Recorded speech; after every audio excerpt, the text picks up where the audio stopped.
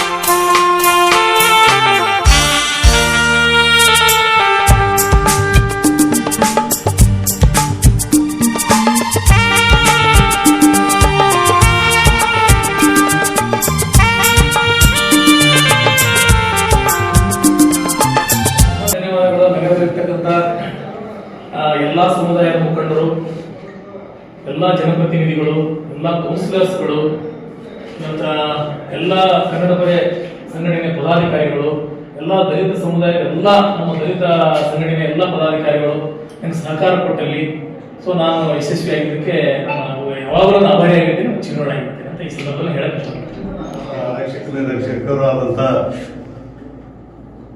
PSI ಸಾಹೇಬರಾದಂಥ Prakash Mali ಅವರಿಗೆ ಮೊದಲನೇದಾಗಿ ನಾವು ಅಭಿನಂದನೆಗಳನ್ನು ಸಲ್ಲಿಸ್ತೇವೆ. ಯಾಕಂದ್ರೆ ಇವತ್ತು ಒಂದು ಸಂತೋಷ ದಿನ. ಇವತ್ತು ಮುಖ್ಯಮಂತ್ರಿ ಪದವಿ ಏನಂತಂದ್ರೆ ಪದಕ ಸಿಕ್ಕಿದ್ದಕ್ಕೆ ಇಡೀ ನಮ್ಮ ಕರ್ನಾಟಕ ಮಾಧ್ಯಮ ಪತ್ರಕರ್ತರ ಸಂಘದಿಂದ ತುಂಬಾ ಅಭಿನಂದನೆ ಸಲ್ಲಿಸುವ ಮೂಲಕ ತುಂಬಾ ಇವತ್ತು ಗಂಗಾವತಿ ನಗರಕ್ಕೆ ಬಹಳ ಸಂತೋಷವಾಗುತ್ತೆ ಅಂತ ನಾವು ಇವತ್ತು ತಿಳಿಸ್ತೇವೆ. ಯಾಕಂದ್ರೆ ಇವತ್ತು ಗಂಗಾವತಿ ಇವತ್ತು ಯಾವುದೇ ಒಂದು ಹಬ್ಬ ಇರಲಿ, ಪ್ರತಿಯೊಂದು ಅಚ್ಚುಕಟ್ಟಾಗಿ, ಯಾವುದೇ ಒಂದು ಕಾರ್ಯಕ್ರಮ ಇರಲಿ ಅಚ್ಚುಕಟ್ಟಾಗಿ 2 ಲಕ್ಷ ಇರ್ತಕ್ಕಂಥ ಒಂದು ಗಂಗಾವತಿ ನಗರದಲ್ಲಿ ಪ್ರತಿಯೊಂದು ಇವತ್ತು ಏನೇ ಕಾರ್ಯಕ್ರಮ ನಡೆದ್ರು ಅಚ್ಚುಕಟ್ಟಾಗಿ ಕೆಲಸ ಮಾಡಿ, ಇವತ್ತು PSI ಅಂತ ಅಲ್ಲ, ಜನಸಾಮಾನ್ಯರು ಯಾವ ರೀತಿ ಅದಾರ ಅದೇ ರೀತಿ ಇವತ್ತು ಅವರು PSI ಅಂತ ಎಂದೆಂದೂ ನೋಡಿಲ್ಲ, ಜನಸಾಮಾನ್ಯರು ಯಾವ ರೀತಿ ಅದಾರ ಆ ರೀತಿಯಾಗಿ ಇವತ್ತು ಕೆಲಸ ಮಾಡಿದಾರ. ಈ ರೀತಿ ಒಂದು ಕೆಲಸ ಮಾಡಿದಕ್ಕೆ ಒಂದು ಸರ್ಕಾರ ಗುರುತಿಸಿ ಮುಖ್ಯಮಂತ್ರಿ ಪದಕ ನೀಡಿರುವುದಕ್ಕೆ ನಮ್ಮ ಕರ್ನಾಟಕ ಮಾಧ್ಯಮದಿಂದ ತುಂಬಾ ಸಂತೋಷ ಆಗೈತಿ. ಮತ್ತು ಇನ್ನೊಮ್ಮೆ ಆಗಿ ಅವರಿಗೆ 2 ವರ್ಷ 2-3 ತಿಂಗಳ ಕೆಲಸ ಮಾಡಕ್ಕೆ ನಮಗೆಲ್ಲ ಹಳೆ ಪೊಲೀಸಿಂಗ್ ಏನಂದ್ರೆ ಸಿಟ್ಟು ಎಲ್ಲಿ ಇರುತ್ತಲ್ಲಿ ಹಿಟ್ಟು ಐತಂತೆ. ಅಂದ್ರೆ ಸಾಹೇಬ್ ಎಷ್ಟು ನಮ್ಗೆ ಸಿಟ್ಟು ಮಾಡ್ತಾರಂದ್ರೆ ನಮ್ಮ ಒಳ್ಳೆ ತನಕ ಅಷ್ಟೇ ಅಲರ್ಟ್ ಆಗಿ ಇಲ್ಲಿವರೆಗೂ 2 ವರ್ಷ ಮೇಲೆ ಆಯಿತು, ಒಂದು ಇನ್ಸಿಡೆಂಟ್ ಆಗದಂಗೆ ಸಾಹೇಬರು ಅವರ ಒಂದು ಕೈ ಕೆಳಗೆ ನಾನು ನಮ್ಮ ಸಿಬ್ಬಂದಿ ಕೆಲಸ ಮಾಡ್ಕೊಂಡು ಬಂದಿದ್ವಿ. ಸಾಹೇಬರಿಗೆ ಭಗವಂತ ಅಲ್ಲಾ ತಾಲ ಇನ್ನೂ ಒಳ್ಳೆ ಪ್ರೊಸೆಸ್ಗಳು ಸಿಗಲಿ, ಸಾಹೇಬರು ಮತ್ತು ಇನ್ನೂ DSP ಆಗಬೇಕು, ಅವ್ರ ಕೈಗೆ ಇನ್ನೂ ಕೆಲಸ ಮಾಡೋದು ದಿನ ನಮಗೆ ಬರಲಿ ಅಂತ ನಾನು ಕೇಳ್ಕೊತೀನಿ.